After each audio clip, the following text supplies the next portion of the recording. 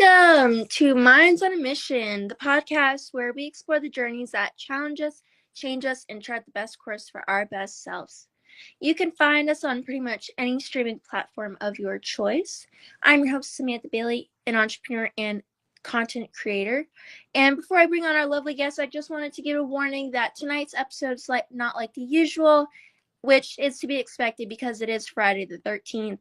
But I am having some issues with my computer, so we will be live streaming from my phone tonight. So bear with us. But tonight's lovely guest, oh, and my phone's being weird, Laura Vosika. Woo! Hi. Hello, how are you tonight? Hi. I'm pretty good tonight. How are you? Like I said, Friday the 13th. So it's been a day, but I have to tell you, I never have bad luck on Friday the 13th, except for the Friday the 13th that I got trampled by a horse, and I figured that made up for all the rest of them. oh my God. Yeah. Mine, it just happens to be one of those days where I'm like, it's not my day, and I'm just gonna blame it on being Friday the 13th because Right. I think that works. yeah, because it's been, like I said, been a day of work and then just having computer issues, and I'm just like, we're here, we're doing it. That's all that matters. But Right. so normally I'm gonna ask you my favorite question, which is for those of us who may not know you, if you could just tell us a little bit about yourself. Well, where to start? I am a mother. I have 10 children, including my stepdaughter. I am an author. My main series is called Blue Bells Chronicles, and people who like Outlander tend to like my books a lot because they're time travel to Scotland, although in my case, medieval Scotland. And I run a small publishing house, and I currently live on a farm in Tennessee with my husband where we raise sheep and rabbits. We have chickens, and we have, two very large dogs. One is an Irish Wolfhound, so she stands, her head is actually up above my waist. And our other dog is Bernese Mountain Dog / Anatolian Shepherd, who is still growing. And if he jumps on me, his paws are up here. So that's my life in a nutshell. I love that.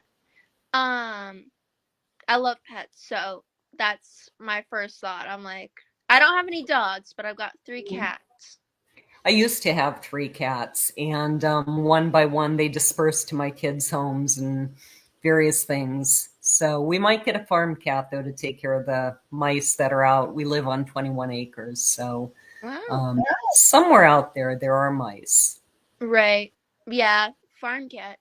See, I've never really, I mean, my boyfriend, like his family, they've got a farm, so that's the extent of any Hmm. farm life I've endured. But yeah, Yeah, animals are just beautiful.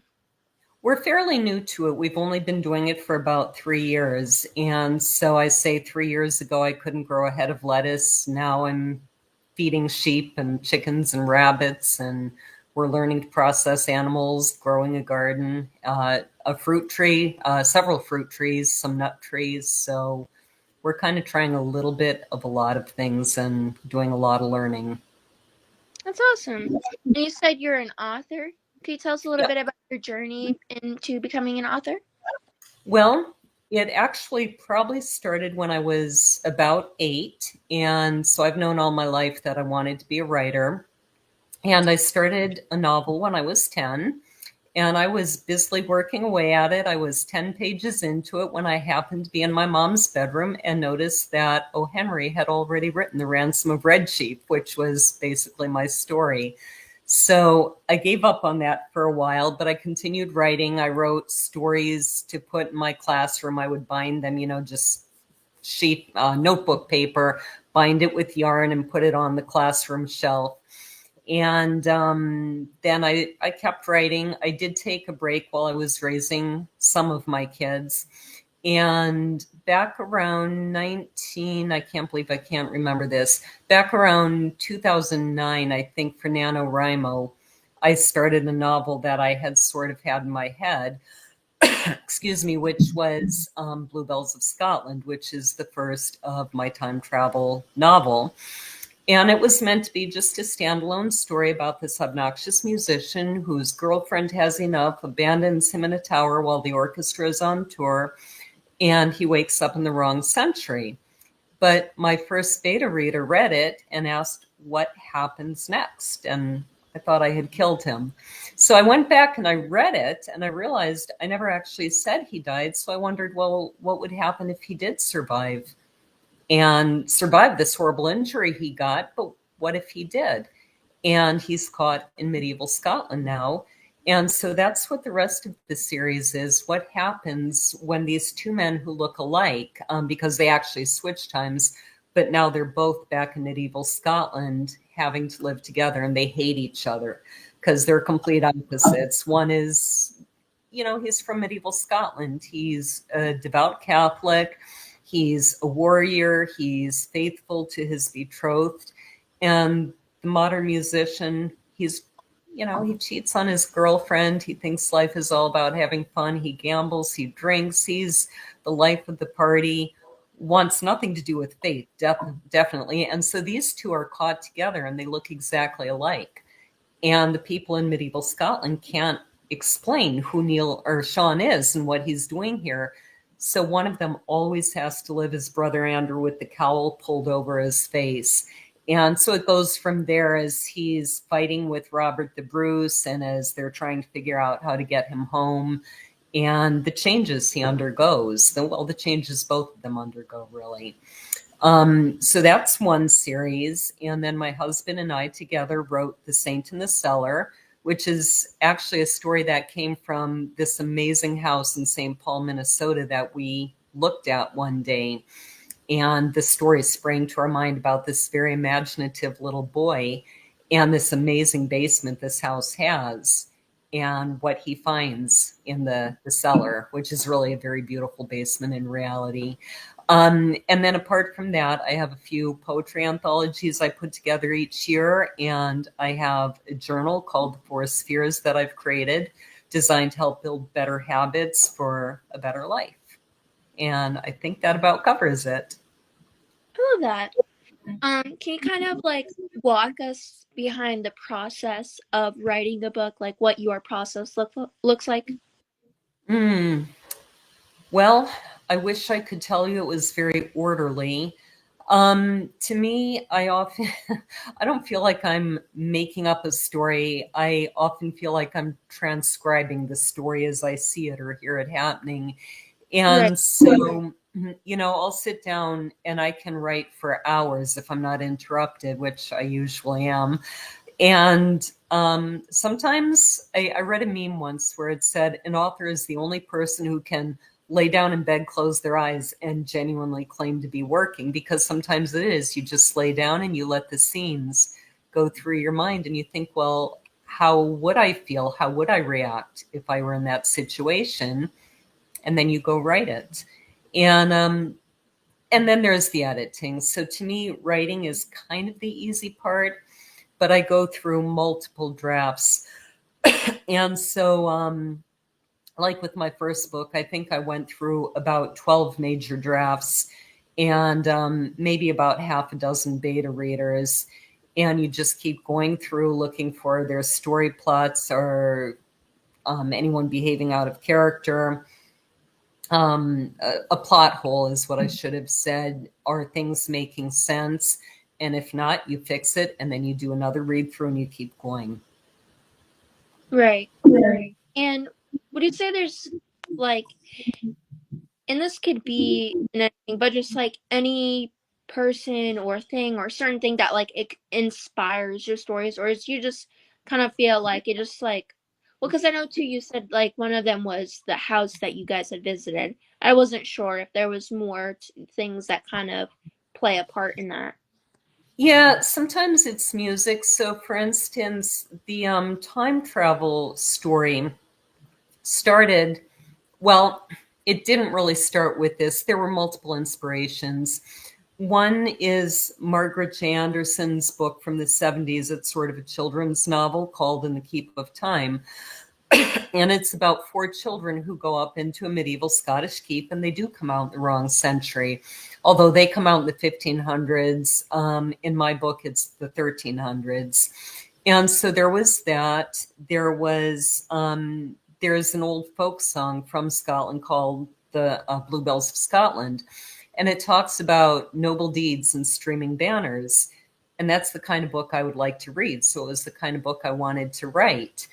And I did work in music for a long time. My degree is in music. I played trombone like Sean in the book does. And so Blue Bells of Scotland is also what's called theme and variations based on the folk song. And it's written to show off what the trombone can really do, because at the time the piece was written, people thought trombone could just kind of go oompa, because it's an unwieldy instrument. It's more difficult to play than, say, the flute. And so Arthur Pryor wrote this piece that just goes from the pedal tones, which are the lowest of the low, up to literally, I think it's 4 octaves higher in a single jump. And then it's da-da-da-da-da-da-da, and it's an amazing piece. And so I kind of took that song. Sean is a trombone player. That's his signature piece. I took this idea of noble deeds and streaming banners, this idea of time travel, and then pure inspiration. I don't even want to call it that, because it was just an image flashed into my mind of this man who was so obnoxious that he gambled away his livelihood, his trombone, and then conned his girlfriend into letting him pawn her grandmother's ring to get the trombone back so he wouldn't get in trouble with the conductor, who was already pretty mad at him. And so it was just, sometimes it's these flashes of images that just come out of nowhere. Sometimes it's the things in your life. With the house in St. Paul, I happened to be studying about anchorites, which in the time that my book is set in the 1300s, more so the 1200s, but also the 1300s, there were people known as anchorites and anchoresses.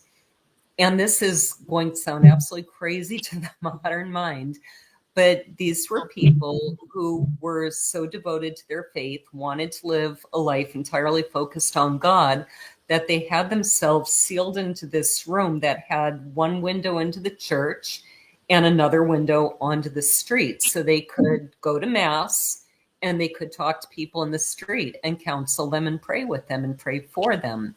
And then they would have a servant who would bring them food, carry out their waste, things like that. But they were committed. They were in that cell for the rest of their lives with only those 2 windows to the world. And so when we walked down into the basement of this house, there was a room that looked like that. You could go in through this one door, but then there was a grilled window looking into what in the present day is this beautiful white room full of plants and flowers. But in the late 1800s, when it was built, had been the washroom where the servants would do the wash. And for some reason, this room has this grilled window looking into it. And so because I had just been studying about anchorites, my husband and I looked at that room and went, there's a saint in the cellar. And then we went, that's such a great title. We have to write a book to go with it. So we did. That's awesome.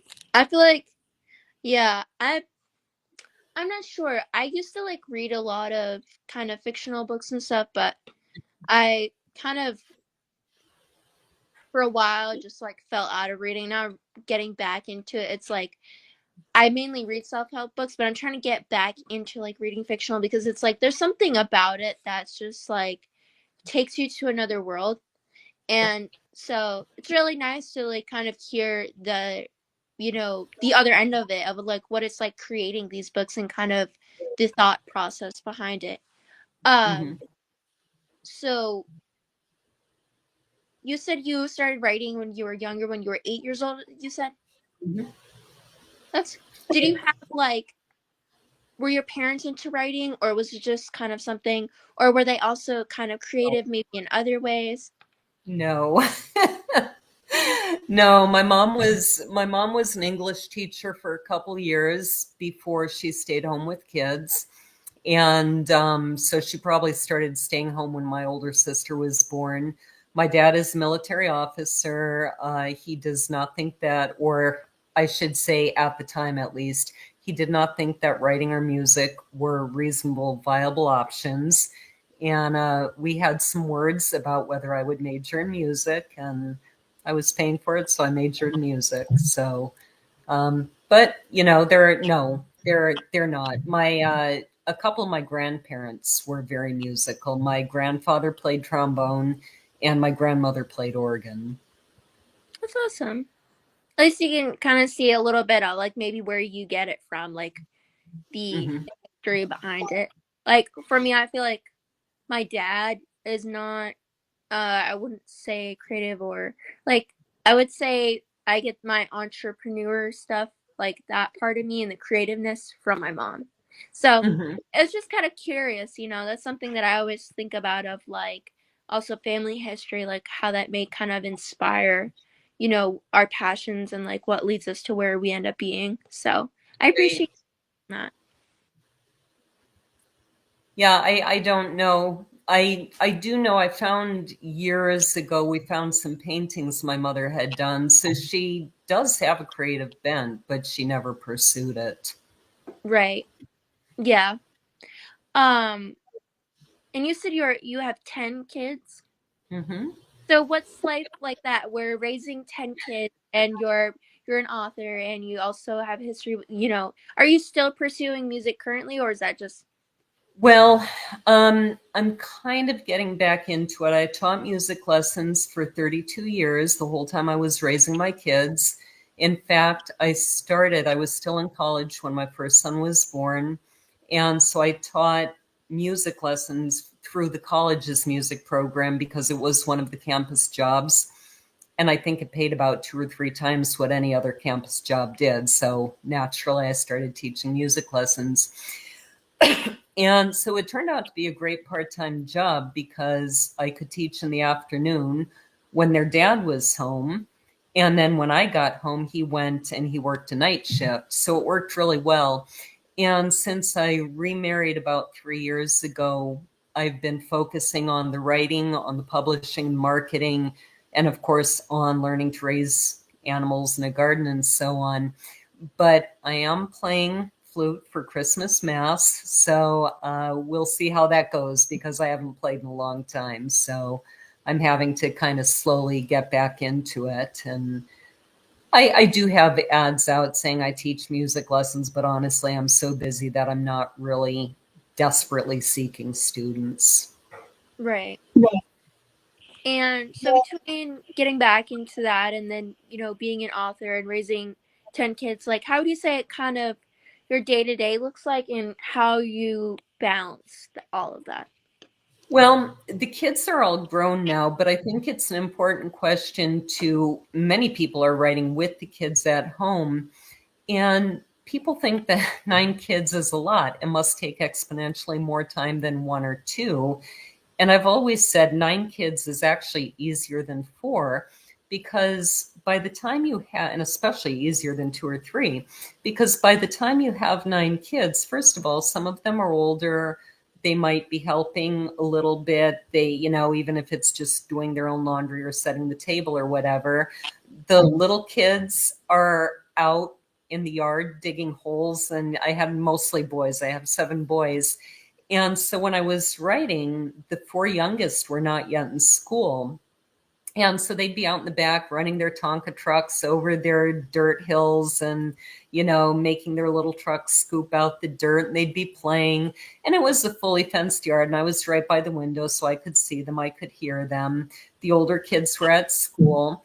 So at the time, I would get up at 6. I would get the kids off to school. I would come home and write for a few hours. I would go teach music lessons. I would come home, have dinner with them, get them to bed, and then I would write until 1 in the morning or do marketing, whatever it was I was doing, but all the things that are involved with writing. And that's how it works. And one of the things I always said at the time was you use every little bit of time you had.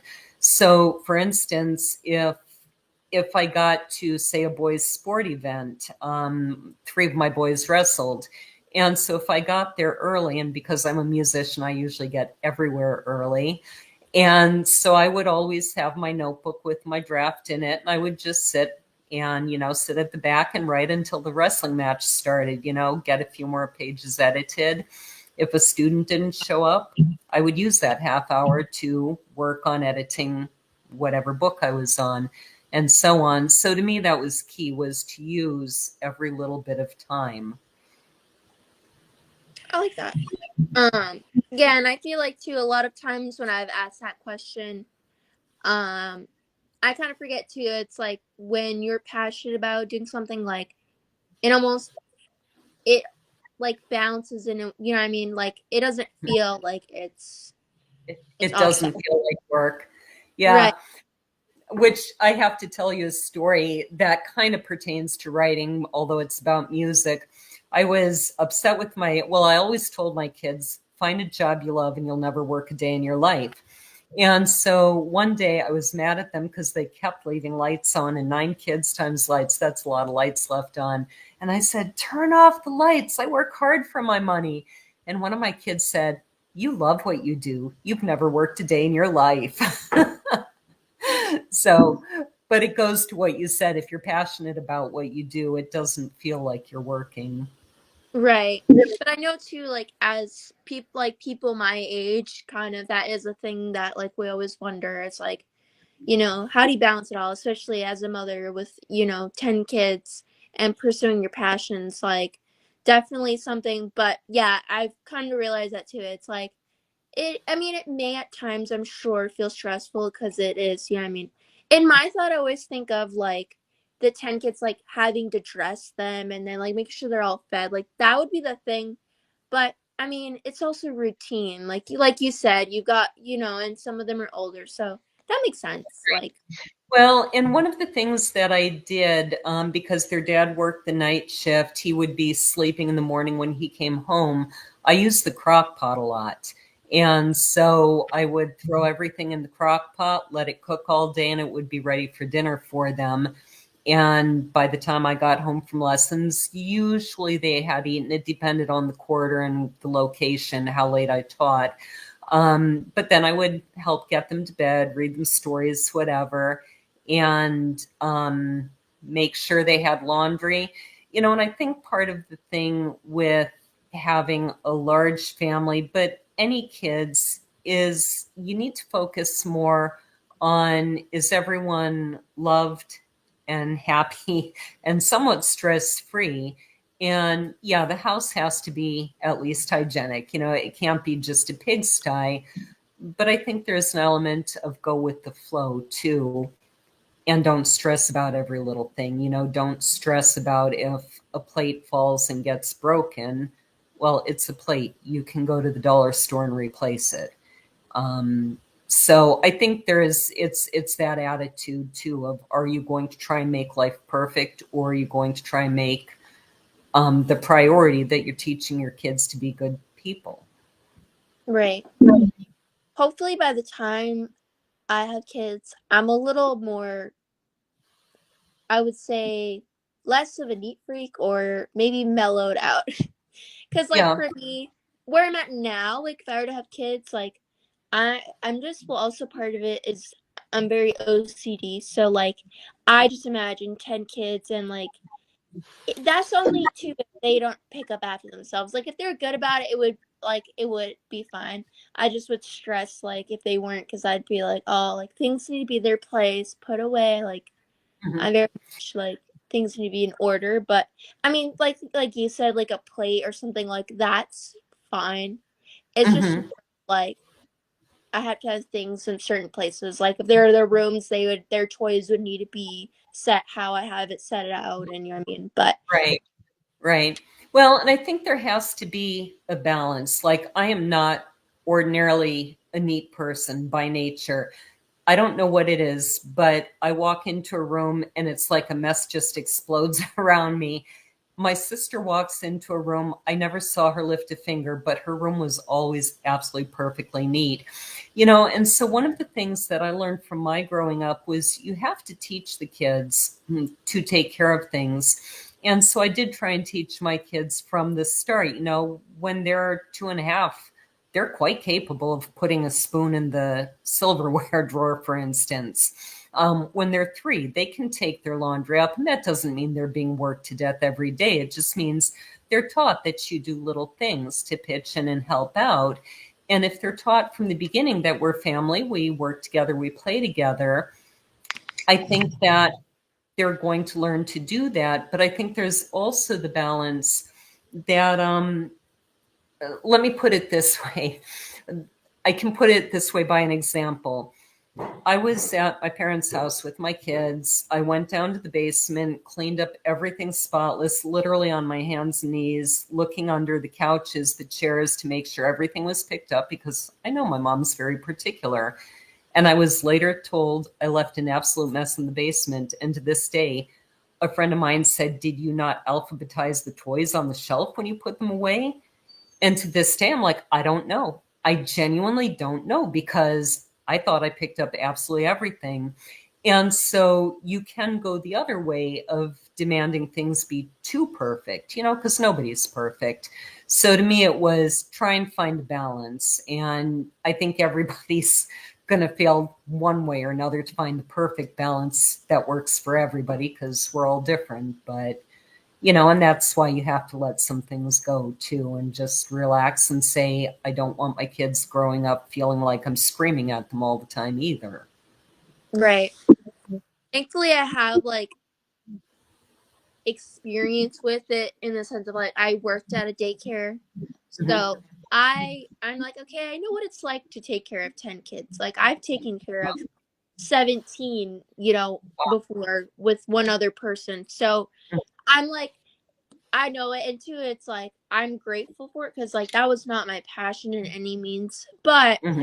the lessons I got to learn of like, okay, so when I had kids, I kind of know like how I want to, raise them and like things I want to teach them. And like I definitely want them to be, independent in ways and to pick up, like you said, it's like you're not being worked to death, but it's just always getting them into the habit of like, okay, well, you took this out and you're done with it. You need to put it back. Like that's just kind of my thing. Right. Like it doesn't have to be exactly my way. I know that I'm probably like your mom where I like things a specific way, but as Mm-hmm. long as there's the effort and like acknowledgement of like, okay, I took it out, I put it away. Like, Right. Right. yeah. So, um, was there anything that you wanted to talk about in particular? Things that maybe you wanted to discuss? Well, I forgot to mention, I do run a podcast myself. And so I do Books and Brews. And I originally did it with Minnesota's first beer cicerone. And that's the equivalent of a wine sommelier. So they take classes, they're tested, so they know beer inside and out, and there are multiple levels. But he was Minnesota's first beer cicerone. And so back when I had a publicist, she thought this would be a great idea. So she went out, looked for him, found him, called him, and said, "Hey, do you want to do this thing really early in the morning?"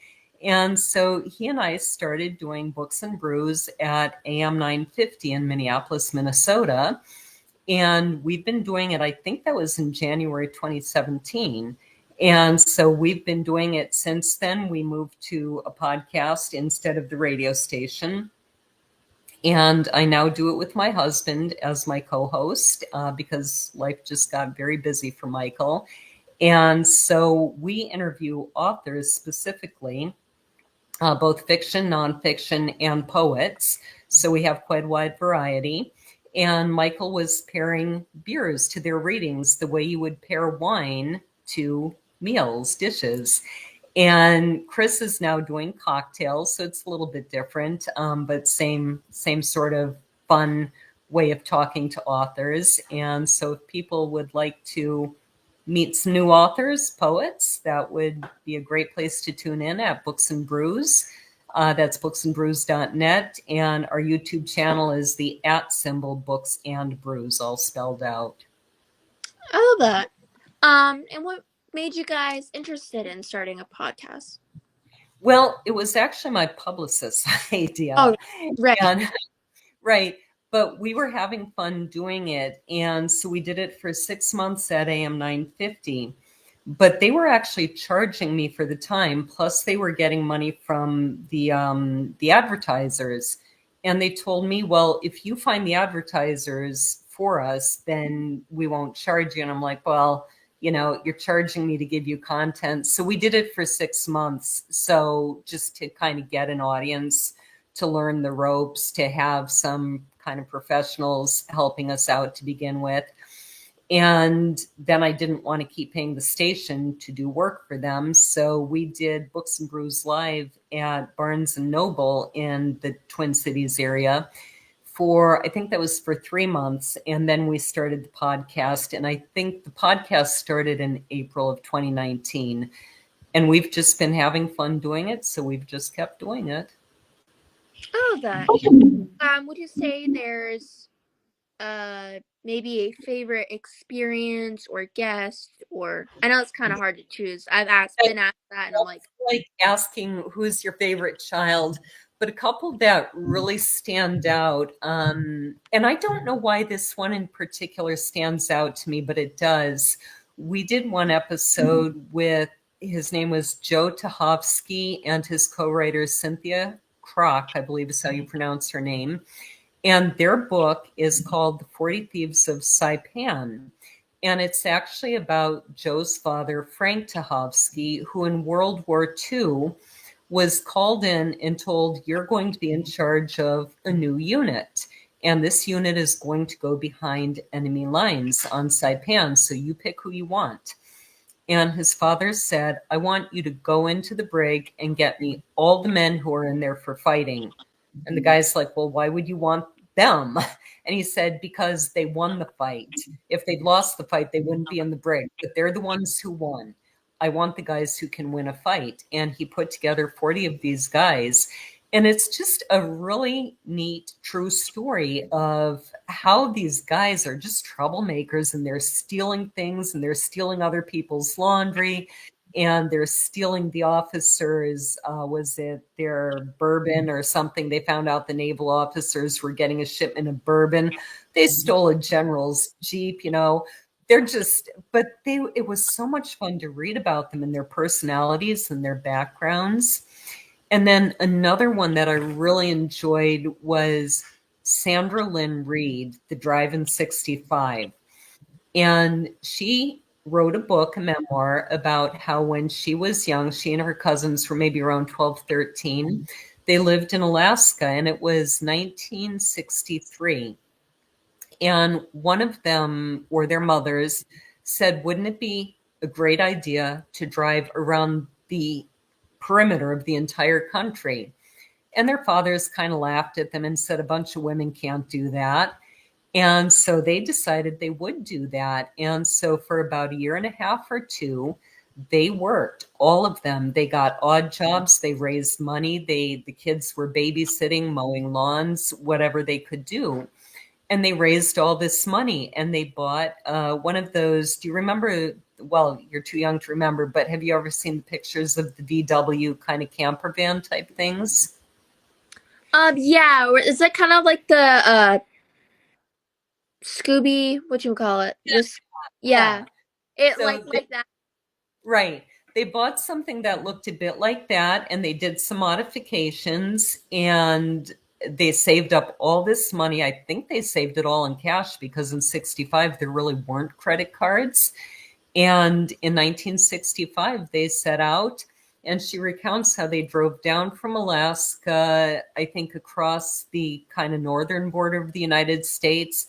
So they visited relatives in Wisconsin. They went over to the East Coast, drove all the way down the East Coast, dipped down into Mexico, came back up the West Coast, and drove home. And I believe this was her mother, her aunt, her grandmother. I think it was her brother, a cousin, and a female cousin. So it was like 4 or 5 kids and 3 women. And they made this drive. And so that's her book, The Drive-In 65. But there are lots of great books. There are books about the paranormal. There are self-help books. I'm now doing Books and Bruise Light. So for some reason, Books and Bruise Light has attracted a lot more nonfiction authors and a lot of self-help authors. And the full hour podcast that we still do every month seems to attract more fiction. I don't know why that is, but there have been a lot of really, really neat authors. All of that. Have Alice's Restaurant? Yeah. Yeah, my grandmother just made me watch it recently. And so I was thinking, I think he also right, he has one like that, the one you were talking about, that camper van. I'm pretty sure Yeah. he has a red Okay. one. Arlo. Okay. Alice's Restaurant, is that like a movie or a TV series? I thought it was a song. Oh, it's a movie, but Oh, the song, that 18-minute long song is from the right. movie. Yeah. Oh, okay. Okay. When did the movie come out? I'm sure. I don't. Can you still see me? Nope. Now I Oh, can. okay. Hold on. Um, or actually, hey Google, when did Alice's Restaurant come out?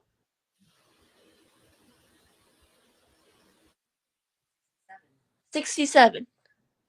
Oh, really? Okay. I had no idea there was a movie all these years. I'll have to ask my husband if he knows about that.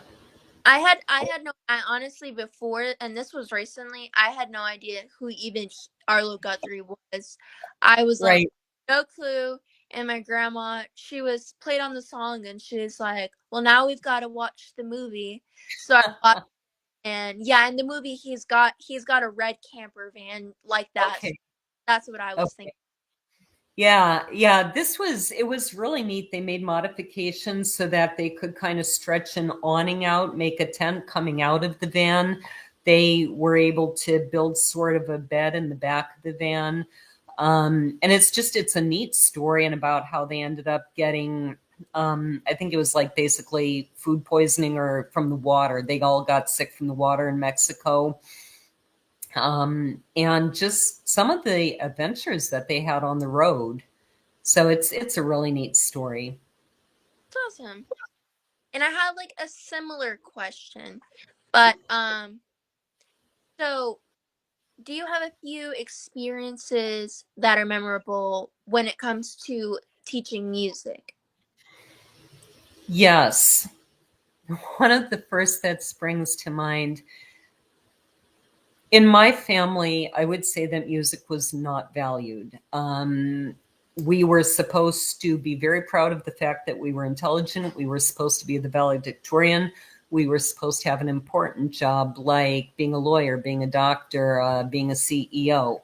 Music was not regarded as important. And I think it's vitally important, and that's kind of a lifelong thing that I've had to work out. I'm called to music while I'm being told it doesn't matter. Or And so, does my life matter if I'm spending it in music? But the fact is, as one of my characters says, she gets this new boyfriend who is not a musician, but a rescue worker. And she's saying, I don't do anything like you do. I don't go out there in the mountains and rescue people and save lives. And he says, yeah, but sometimes I don't save them, they die. And then I listen to music, and you're saving my soul because I'm having to deal with these things, and music helps us deal with life. We need the arts. And so when I was directing a band back in Bremerton, Washington, when I lived there, I was very insistent that the kids all dress in concert black. And the school, it was a small school. They had never had a band before. And I took the job. I was pregnant with twins. I was offered the job the same day I found out I was pregnant with twins, not just one. And so I said I would take it only if they would let me do a choir and a band for the upper grades, which was fifth grade on up. And they'd never had a band, so a lot of the parents just didn't see the value in a band. They certainly didn't see the value in concert black. And I kept telling the kids, your parents can turn on a CD. They don't have to come to a live performance of anyone, neither you nor professionals, to hear music. So it's not just about the music, it's about the looks and the presentation. I want you in concert black. I want you to dress like this matters. And a couple of them the parents weren't real cooperative, but most of them did. And so there was this girl, I don't know, I don't want to say her name in case this would embarrass her at all, but it shouldn't. But she was a girl who was maybe not as sure of herself, not as confident as some other kids. And the school had this big, grand, sweeping, curving staircase that came down from upstairs, kind of like an antebellum mansion. And so all the younger kids were down on the lower floor, and the girls were upstairs getting dressed in their concert black. We'd had our last rehearsal. I gave them pizza. Then they went to change into their concert black before we performed. And the boys, I think, were downstairs getting into their suits and their cummerbunds and bow ties that I'd gotten them. And this girl came walking down the stairs, and all the little kids below looked up and they went, "Oh," and they said her name, and they were like, "You're so beautiful." And she just glowed. And it was a wonderful moment, because this was a girl who, like I said, some things had happened in her family. She didn't have a lot of confidence. And to just see that reaction from those kids and see her was just wonderful. And to see the joy it instilled in her. Right. I feel like that, yeah, I'm sure she probably, remembers that as like a really good experience. And like, I think, yeah, honestly, I wish I I don't know. This choir's where you sing, right? Yeah. Mm-hmm. Yeah. I wish I did that, because honestly, one of the things of like, oh, I can't die without like this being, achieved. One of Mm-hmm. is being good at singing. Like, I don't want to be a professional singer. It's just Mm-hmm. like I want that skill, in the sense of like I've always loved music and like listening to music, singing, and like I wouldn't say I'm good at it though. And that's where I'm like, that's one thing that definitely I see in my life, me taking lessons just for Mm-hmm. me, not because I want Right. to be a professional singer, but just because I want that to be something where I'm like, yeah, I'm good at singing. Like, Yeah. Well, I encourage you to. I've worked with everything from 3-year-olds up to people. I think my oldest student might have even been in their 80s, but definitely in their 70s. And it's an interesting, I think music teachers, like coaches, tend to develop more of a closer relationship with students than, say, just your science teacher or English teacher, because there's that one-on-one. There's working to achieve a goal, which in English, the kids are like, "I'm here because I have to be." Even if they like the class, they're there because they have to be. And with music, sports, they're there because they chose to be. And you're working toward very concrete goals. So I think it is different. But I found that in music lessons, sometimes these kids just want to talk, and I've heard other music teachers say that too. There are lessons where you never actually play because the kid just wants to talk and needs to. But then they're also getting this wonderful skill that gives them a lot of confidence and a lot of joy. So I would strongly encourage you to take voice lessons if you want to. yeah, I that, and then one thing, like another one would be, I'd like to know how to play a few instruments, like the piano. Uh-huh. Um, Drums has always interested me, but again, it's not of like, it's just like something where it kind of like a hobby. Like, I like to crochet, but it's not like I want to make blankets for a living. It's just like, it's something that would just bring me joy of being like, you know, Right. I worked on the skill. This is something that I always wanted to be good at, and like I learned how to do it. Right. Yeah, and it does. I went to Scotland for 2 weeks with a friend to research my books, and it was the first time in my life I had gone 2 weeks without playing an instrument. And I was so used to playing every day. And I think for me, music is an interesting field because I believe it is the only one that uses equally the left and the right brains. And it's both physical, it's mental, and it's emotional. And so it's combining all these things in a way that no other activity does. And so I think when I was playing a lot, number one, my stomach, even though I had 10 children, it didn't get out of shape nearly as quickly as you would think. And I think that's because I was playing wind instruments and there is this constant physical activity. There is the constant deep breathing that I think is very good emotionally. There's even the sound vibrations. Sound vibrations do affect us physically. And so I think you're getting that health benefit, just the pure emotional joy. My husband has a very hard job, and he sits here and he plays the piano usually an hour or two every night, and then he's happy. Right.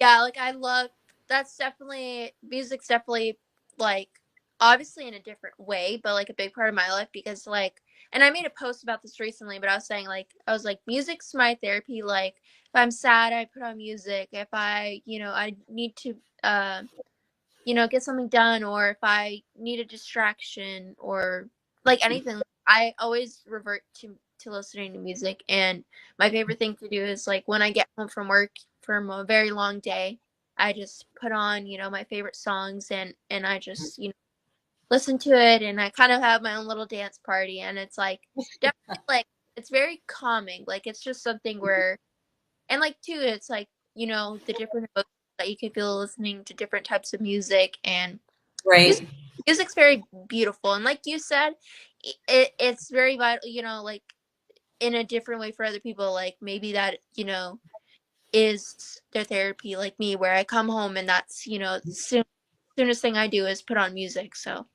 right, right. And there's a very interesting, I don't even want to call it a theory because I believe it's true. Like I said, vibrations, sound waves do impact us.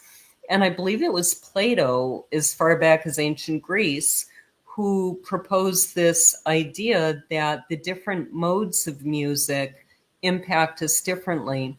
And so a mode is, we really only use major and minor today. So major is if you start what everybody knows is the basic C scale, do, re, mi, fa, sol, la, ti, do. Minor is if you start on the sixth step and sing those same notes, but then you've got, it's been a long time since I did this. I think it's Dorian on the second step, Phrygian on the third, Mixolydian on the fourth. I have that wrong. Lydian on the fourth, Mixolydian on the fifth, Aeolian on the sixth is minor, and I forget what the one on the seventh is called. But the point of this is that each of these modes impacts you differently. And so Plato understood that if you want to motivate your men to war, you use this mode. And I think it was the fourth, but I could be wrong about that. If you want to stir minds to spiritual, lofty thoughts, you use this mode. If you want to get them thinking intellectually, there's a different mode to use. I'm sort of making some of this up. I don't remember the specifics, but you get the idea that you can almost control minds and emotions by knowing what mode to use.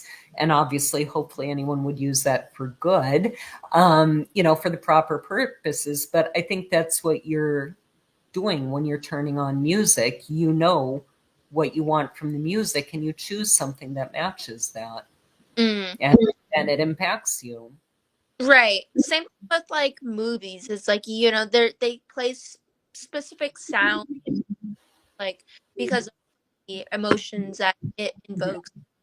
That's definitely something I notice like when I Right. like being like, oh, okay, so they're playing this because the kind of the feeling that you get when you watch it, like it makes you want to cry, like or Yeah. the sounds that you happy. I did a neat experiment with my music students when I was teaching in the school. And I think it was a scene from The Patriot that I used, if you remember that movie with Mel Gibson. And I first I played it with the actual soundtrack, and it was a scene where I think the redcoats are marching somewhere. I think, but one of the armies, they were marching somewhere. And so first I played it with the actual soundtrack. And then I played it with a completely different kind of music, just turned volume down, played something else as it rolled, as the scene rolled, and asked the kids for each one, what do you think is happening here? And it was very interesting to see how how different the scene seemed depending on what music was playing in the background. Right. I like that. Yeah, like being able, I feel like it's just kind of a, I mean, if you listen to music enough, it's kind of like a universal thing. Like you hear and you're like, okay, like I get, or like Yeah. I went to an event last year and like it's also paired with certain things. Like if you go to events or certain, you kind of notice like, maybe it's maybe something they want you to be sad. It's like the Mhm. light kind of dim. You notice kind of like maybe there's a spotlight, and then there's like certain music, and then it's like I'm like, okay, I can see like the purpose behind it because it's supposed to bring light to a certain thing. Mhm. There's an interesting experiment that I also did with a flute student, which is kind of the opposite, that your moods impact the music. And this was a girl who was coming to me for coaching because she was going to audition for college scholarships. And so I forget what piece of classical music she was playing for flute, standard flute piece.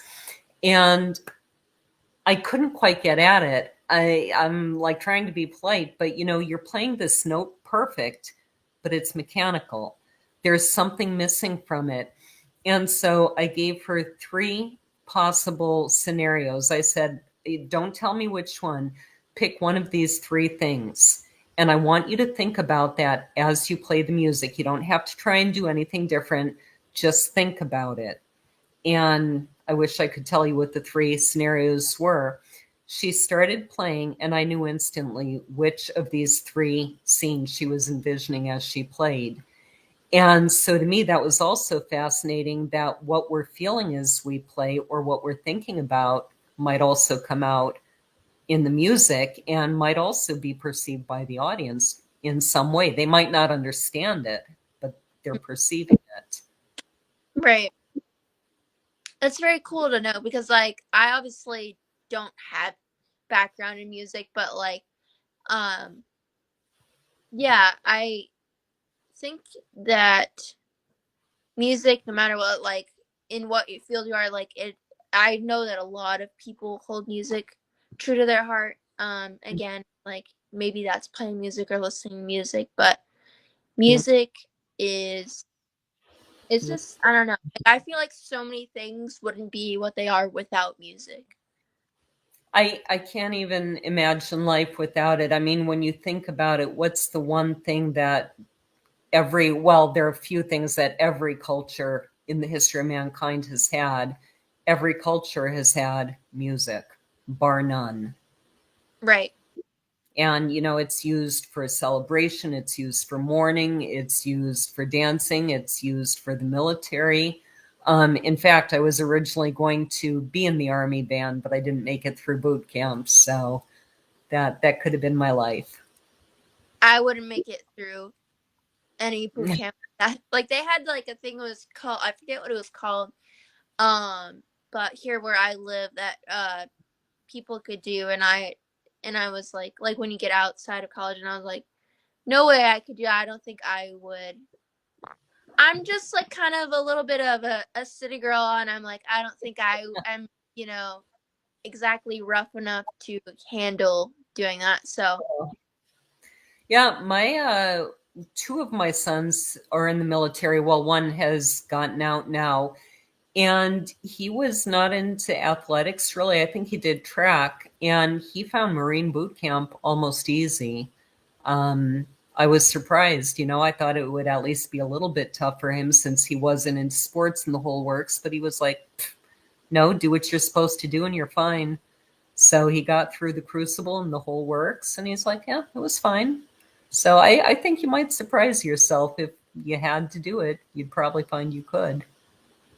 right, it's weird to think about like different like versions like thinking, oh, what if in another lifetime, like, I did this, or, you know what I mean?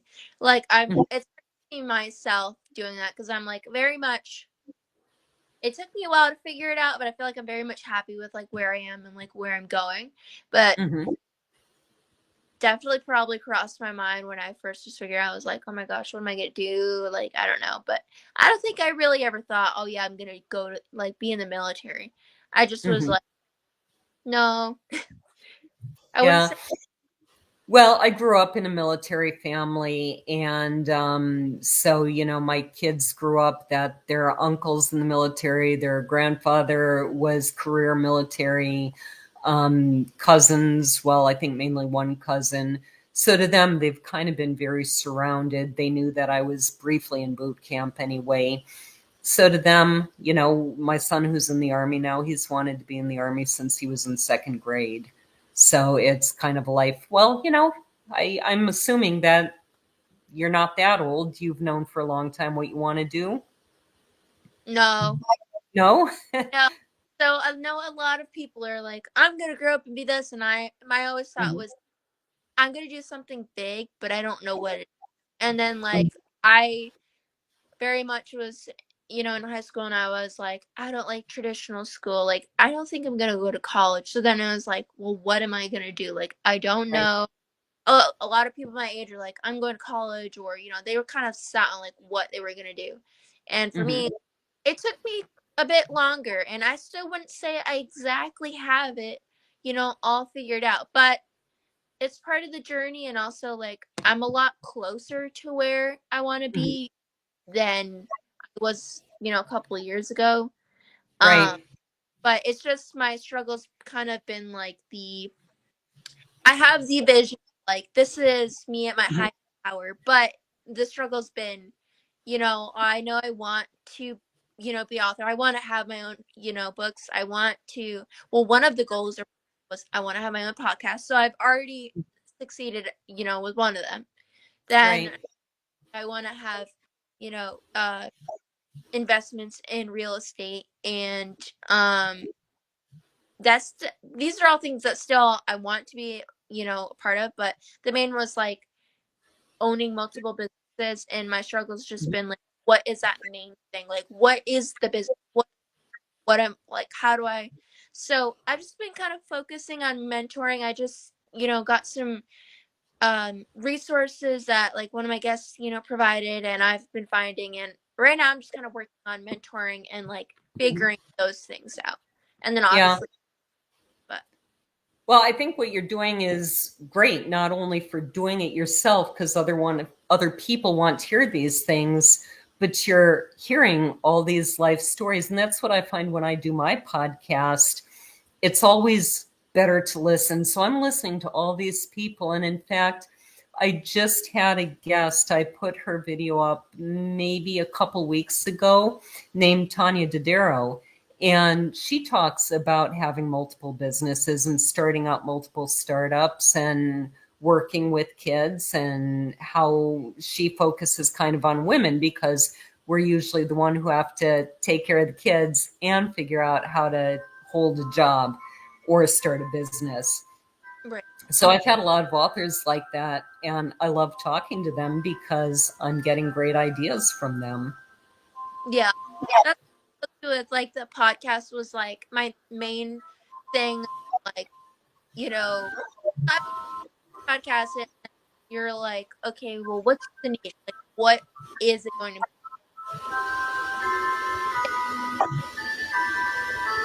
You're starting to break up again. Okay, I could hear music picking up on your end.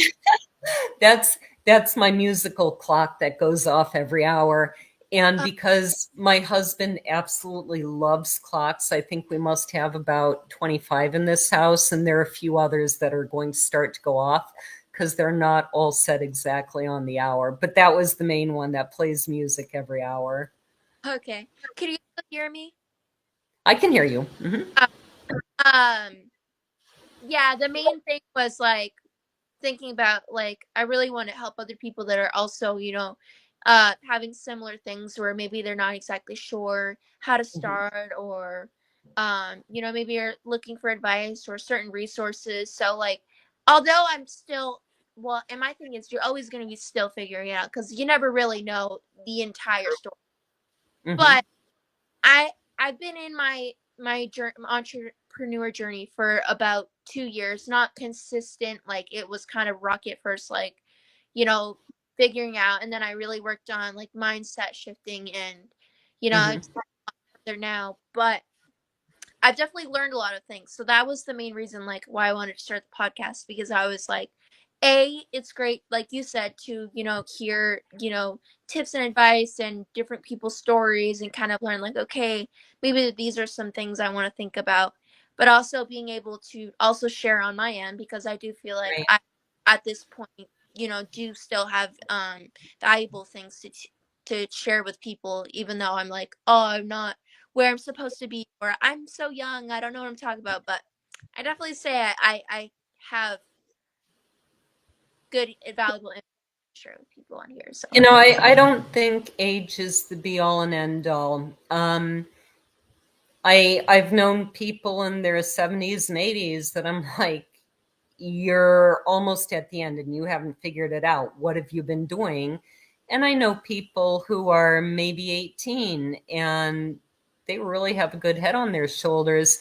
We have we have a farmhand who helps us, and he's like, "Oh man, I haven't done anything with my life yet. I'm getting a late start." And I'm like, he was working in the coal mines because that's what his family has always done, and saw some things down there. He's like, I don't want to end up where that guy did. So he set out to do something better. He got a job with us, and he's just about to be certified as a welder, and then he's going to go into, I think it's HVAC. And I'm like, you have nothing to worry about.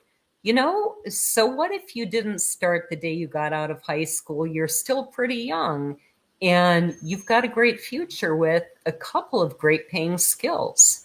So, you're doing the right thing. And there are people in their 50s who are still, I don't know, doing drugs under a bridge or something and haven't managed to hold down a job. So, you know, if people are working at getting some skills, getting a job, taking care of themselves, you're doing good. I appreciate that.